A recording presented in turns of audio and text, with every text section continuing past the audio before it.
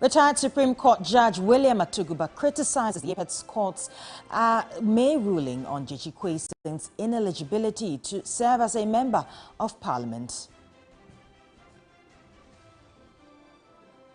Also this morning, Volta River Authority says there will be no increase in spillage in the coming days as government contends with ways to accommodate victims.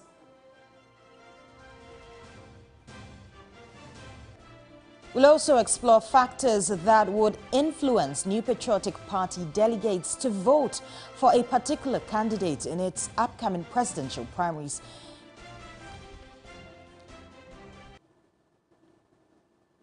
And our first story, residents in the Gemini community are still counting their losses at flood victims. Waters have taken over major portions of the town, including homes and shops, leaving them with no proper place to sleep. In this report, we give you a sense of how displaced victims have been living for the past few weeks. On no occasion did any member of the Gemini community envisage such an extent of havoc. Homes submerged, property lost and livelihoods destroyed in the floods. With over 1,000 displaced residents, many are struggling to find alternative means of survival or even a place to lay their heads. Till now, the community has not been provided with any safe haven. Hence, displaced residents have had to join other families or find a place to rent. And so we took a deeper look into the community. And what we discovered was indeed heart-wrenching. From a 5-bedroom apartment to an uncompleted building, this is the situation for a family of 14 that lost the entire home in the floods. Their home was submerged in water. Now, they have to all perch in this 1-bedroom apartment. And as you can see right here, it's untarred. It has no proper means of ventilation. There are some unwanted wood shavings right here as well. Clearly the room is an entire mess. And what's more, these people have been asked to pay 2,000 cedis for a 2-year advance of rent. The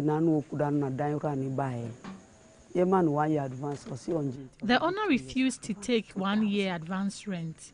He asked for 2,000 cedis. Joyce Vivo is a popular chop bar operator in the community and owner of a thriving cassava farm. Life for her now can be described as a pale shadow of her past. My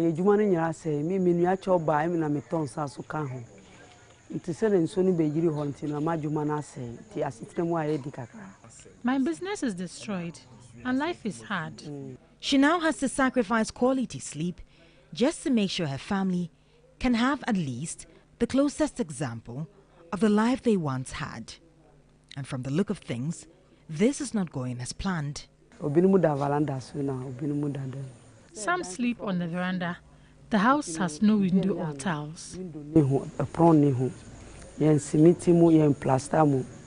Just close by, we find another displaced family.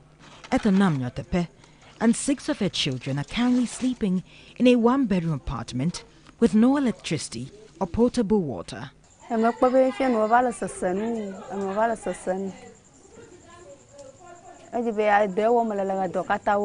Things are difficult because my work was destroyed in the floods.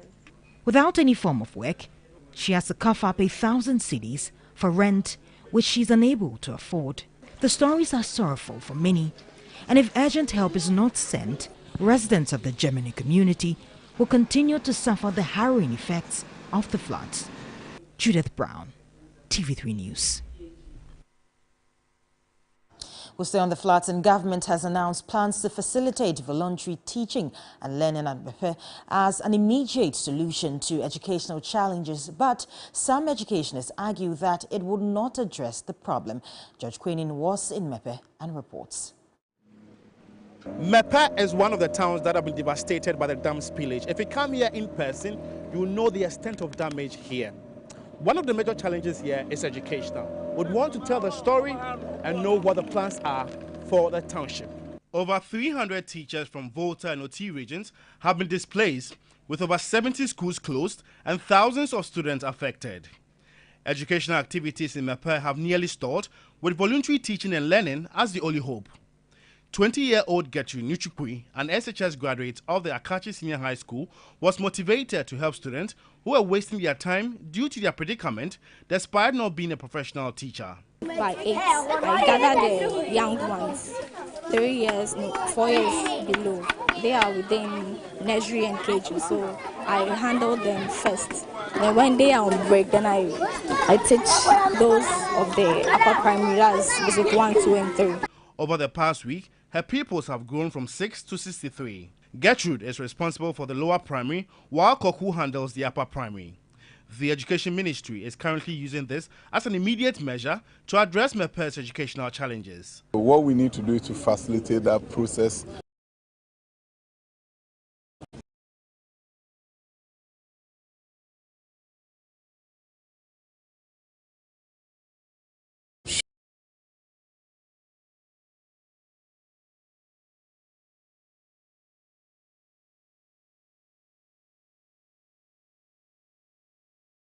Term, don't lose out, so they can get some instruction. They should plan for. Yes, but saying that you gather children to be teaching them at the trees. No, this community, about 10,000 students, and gathering about 120, saying that they are doing voluntary teaching. So how many voluntary teaching that will happen at a place that will even be okay? The Education Minister predicts that once the opportunity for voluntary teaching and learning is created, the over 10,000 students at MEPE will likely attend. I don't think there's any parent here who don't want to have their children at least learning, to take their mind off the tragedy. So I believe what we need to do is to begin to look at bringing the teaching and learning materials, and then the communication will step in for parents to come and take advantage of the opportunity that we are presenting short term. In a presentation of 150,000 cedis by the Ghana National Association of Teachers (NAT), together with the Teachers Fund to promote educational activities in the town, residents appealed for more support to restore their once thriving town. The association expects a clear roadmap from government to restore the educational prospects of the flood-hit town. Whatever all of us can do to bring relief to the victims, we shouldn't hesitate at all. Let me use this opportunity to call on other philanthropists, NGOs, unions and associations to do everything within our power to relieve the victims in Volta and Oti region. George Quenin, TV3 News, MEPE. Well, Deputy CEO of Operations at the Volta River Authority, Edward Kenzo, says there will be no further increase in the spillage of the Akosombo Dam. The spillage has caused severe damage to livelihoods and displaced thousands. The VRA says its data shows that the water levels flowing into the dam are manageable, hence no need to increase the spillage.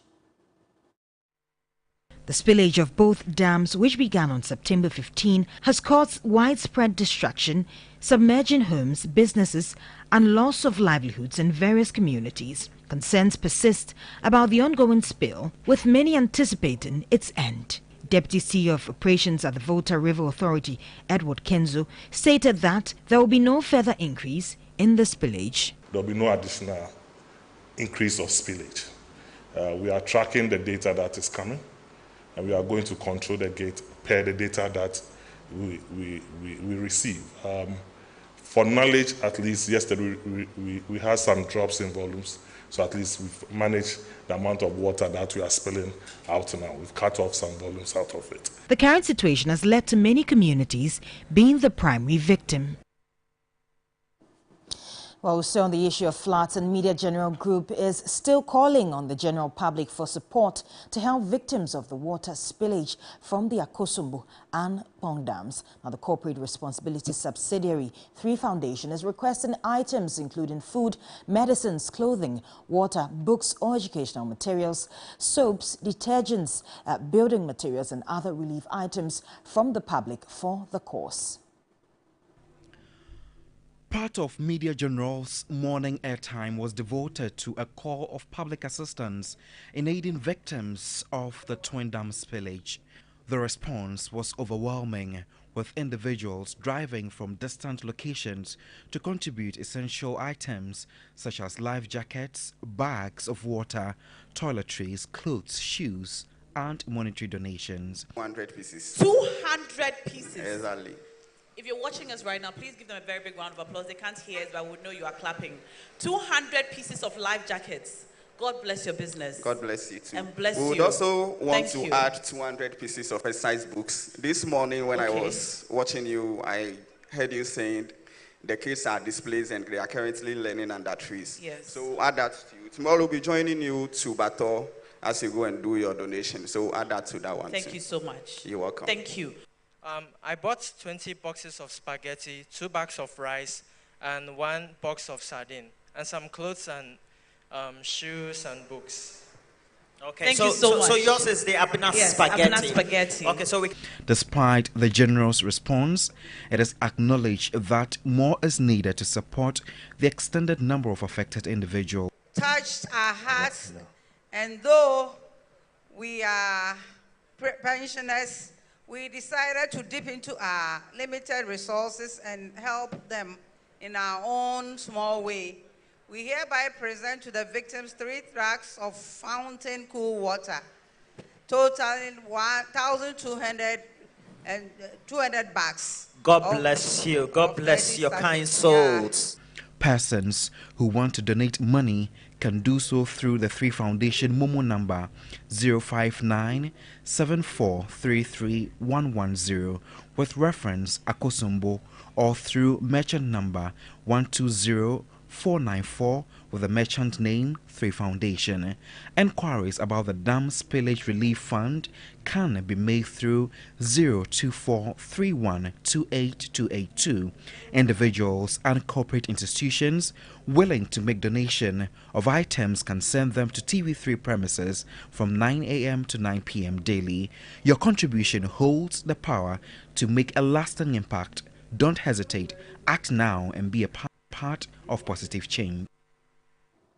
Well, we're definitely counting on your support. But away from the floods, retired Justice of the Supreme Court, William Atuguba, has criticized the Supreme Court, describing its decision in the Delegates case as scandalous. He contends that the court breached the fundamental legal principle in determining the matter. The Supreme Court ruled on Delegates' eligibility to serve as a member of parliament in May. The decision led to the nullification of the 2020 Asin North parliamentary election results.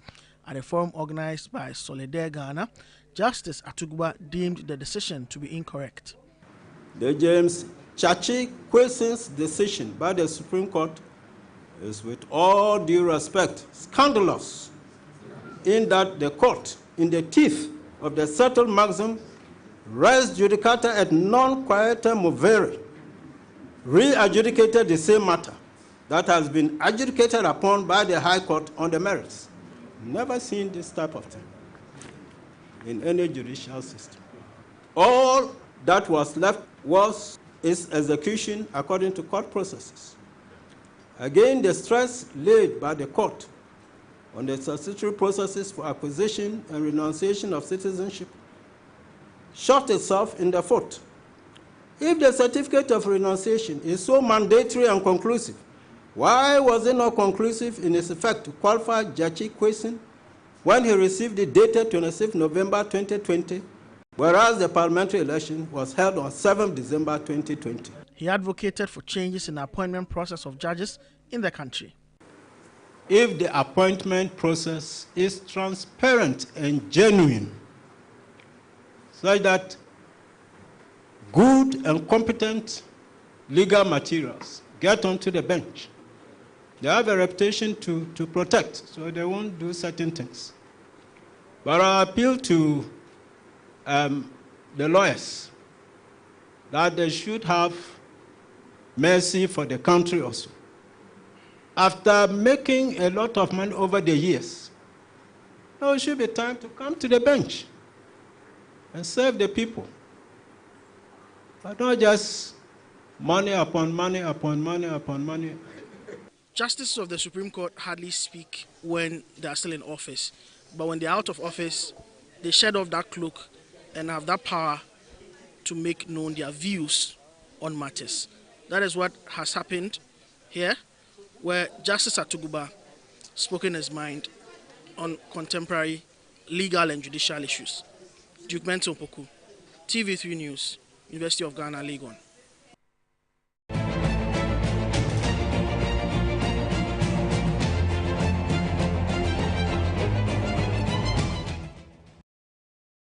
Let's do some politics now. And Vice President Dr. Boakye has hit back on what he says are lies and attacks against his person ahead of the MPP's November 4 presidential primary.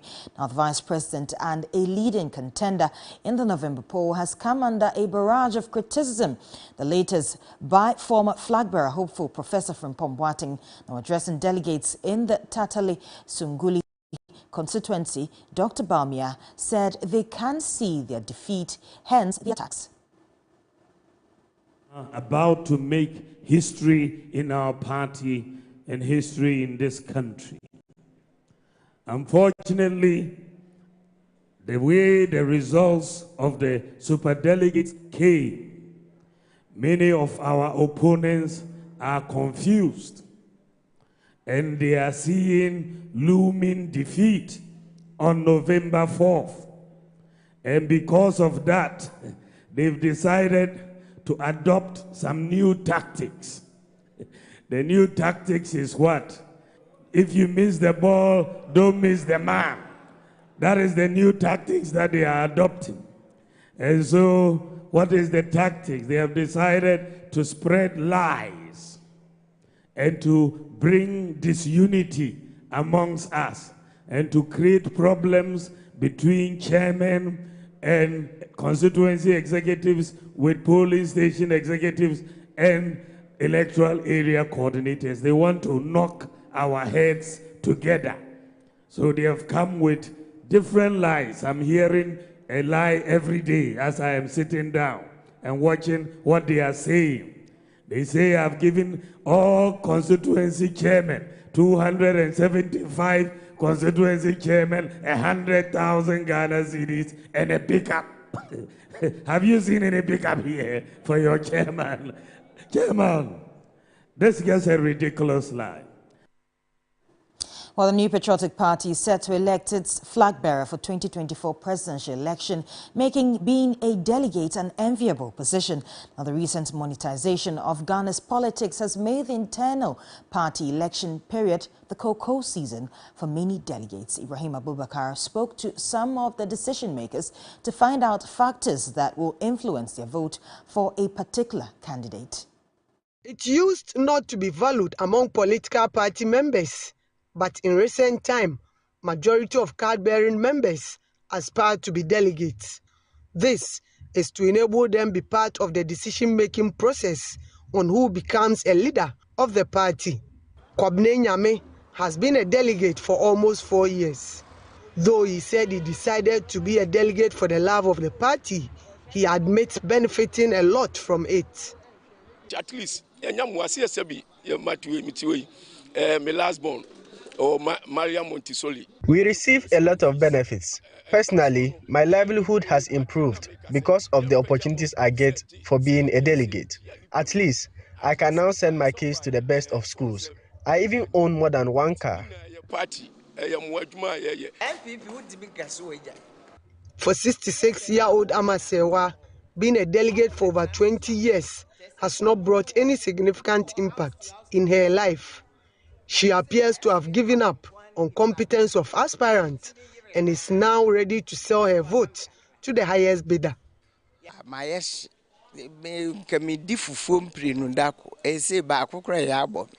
Life is hard. I am unable to even eat fufu twice a day because of financial constraint.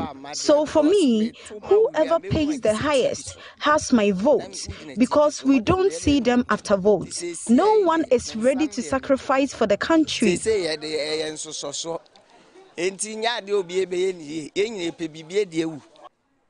Mamiya's name has in recent times been expunged from the Subin delegate list. She indicated that the unjust act meted out to her and some other delegates has deprived them of their share of the political cake. Because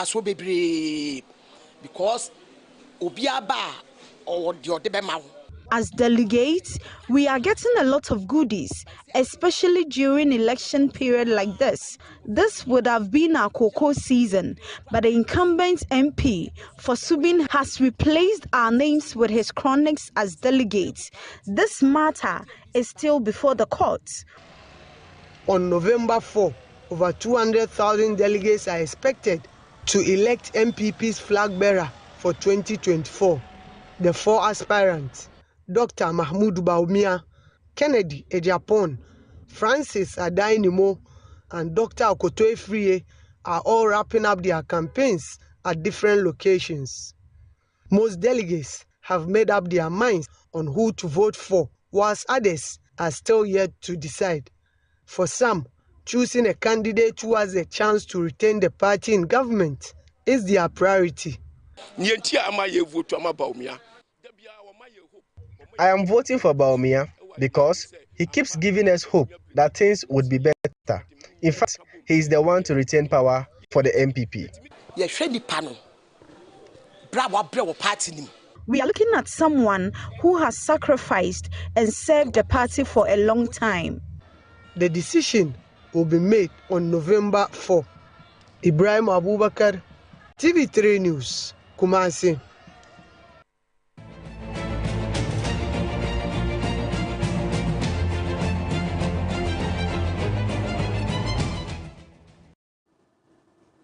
And that will be all for the news here on TV3. But of course, we are still appealing to you to kindly bring your donations to the TV3 premises, which will subsequently be conveyed to all the affected communities as well as displaced victims. My name is Judith Brown. It's a pleasure coming to you always.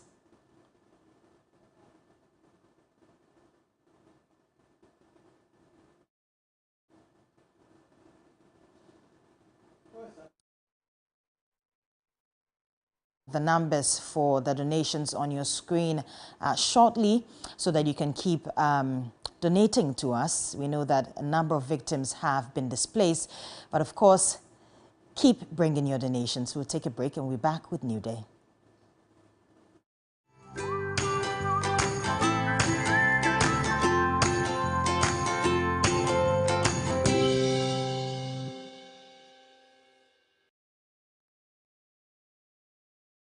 This is Key Points, the #1 award-winning television news analysis program, providing an enlightened analysis of the key issues facing us as a country.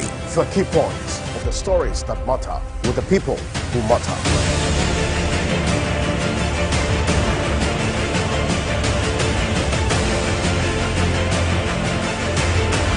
This is Key Points, the #1 award-winning television news analysis program, every Saturday, 7 a.m. to 10 a.m. on TV3 and on 3FM 92.7. TV3, first in news.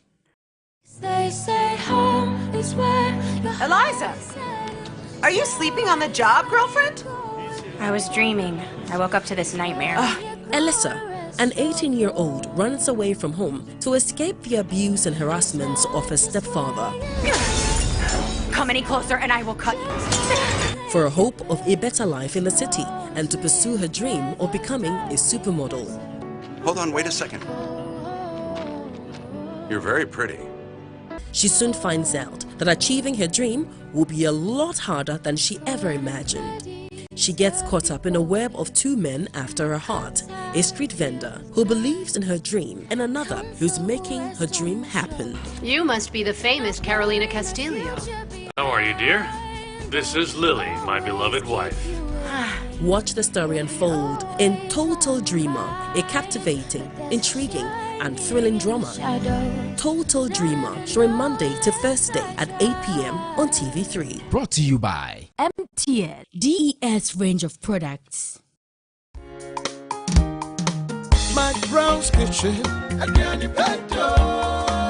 Mac Brown's Kitchen.